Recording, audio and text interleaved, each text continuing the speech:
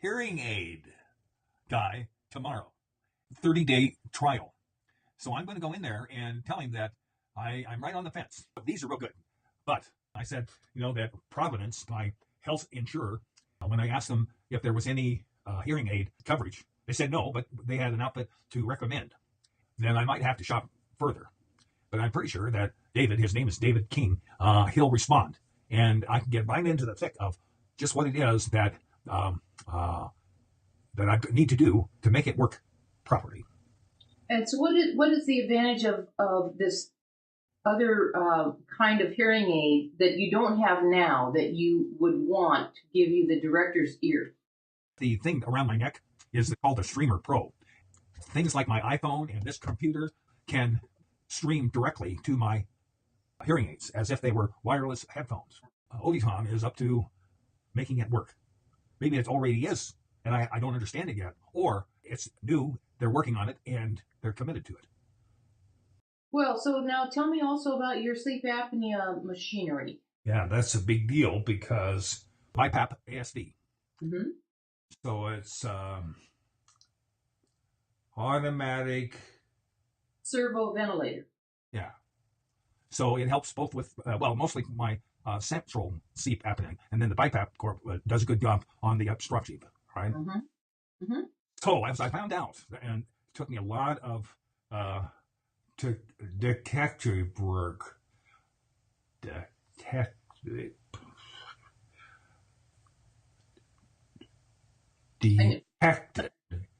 No, I have to say it. Good. Detective work. Detective work. Detective work. They have a whole bunch of people, and meaning that. Which guys? People who are going to get me a CPAP machine. There's Oregon Pulmonary Associates, Providence Health, Providence St. Vincent's, the sleep lab, the management of the sleep lab, and it goes on and on and on. So those guys don't know what? They make all kinds of mistakes, and that's why it's so delayed. It's because they're just making mistakes. Like I never have had a CPAP machine. Never. Several people thought I did. Well, why did they think you did? I don't know. They must have filled out the box or something. I have no idea. We as humans ought to do better. The problem is hiring more people without communication. It's not going to lower the costs or increase the outcomes. So you're saying all the people you listed were misinformed about your situation. You were saying that you did your own detective work, and so carry on with that line of thinking. What I want to have is something I know will work in timely fashion. And they said, well, that's our system. They're just putting out fires all the time. So when I went to the device clinic for my ICD, they know that it's really important for me to solve my sleep apnea. Yes. Especially since I've been taking all the medication in order to slow my heart down. Yeah. So people in the clinic, in the ICD clinic, were the ones, you were joking, you said. So tell me more about that. And it goes on and on and on. So those guys don't know what? So delayed. It's because they're just making mistakes. Like I've had a CPAP machine. Never. But several people thought I did. What? And why did they think you did? I don't know. They must have filled out the box or something. I have no idea. Long story short is that I do looking to a meter, right? And the problem is that hire to expedite your sleep evaluation. Yeah. So they encouraged you to push the system to deal with your breathing problem, because what's the use of having your heart pumping right when it's not oxygenated blood getting to your head? In other words, the breathing part is part of the equation, and that wasn't happening. And basically they came back to me and said, that's not our department. We have systems here. And who said that? The sleep people. The young manager who is managing the sleep study center. So anyway, I'm going to figure out a way so that I can say, Mary Beth, because I'll have them a whole month, and I'll come in and I'll say, I do want to know what you think of how I've been doing on the CPAP machine, because I know you're good at it.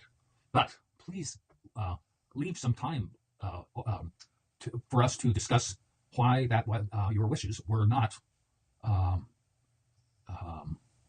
implemented. Yeah.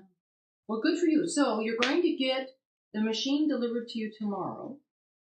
And no. Tuesday. Okay. And then you're going to try it for a month. Right. And then you're going to go back to Mary Beth. And I think there's a little smart card that you have to turn in that registers, how your sleep and your breathing have been over the course of that period of time. What did you do to your hand? Oh, you're changing the subject. I'll tell you after. Okay. Anyway. It really looked like I was going to be worried about my sister. Well, thank you. It's thumb arthritis, so it's keeping me from doing that, which hurts a lot. Okay. So, minor. It's not like breathing and pumping and,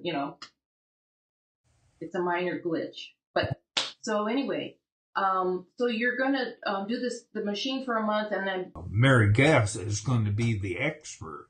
Technology promises us now that it is more lifelike.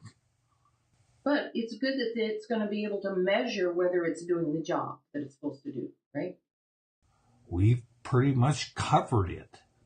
Today is Mother's Day, and so Jasmine came over and gave her mom flowers, and and we went to the dinner yesterday at our favorite restaurant in Beaverton. Well, she's the bad dog, so it's okay. I mean, we're very happy with the dog, but she's it's okay. So, and I'm glad you caught every fish in the sea except the salmon, and I hope it's eatable. We didn't keep any of the stuff because some of them were this big, and some of them were squawfish, which are like the dregs of the river, right? So you just throw those back. The 25-pound salmon that we caught was a wild salmon, so we had to turn it loose. But it was fun to catch it. And you had a good time. Yes, we did. Yeah, well, that's what you ought to do. Looking high and low, but you feel like you're going to soar because I keep getting away, because I can't stay.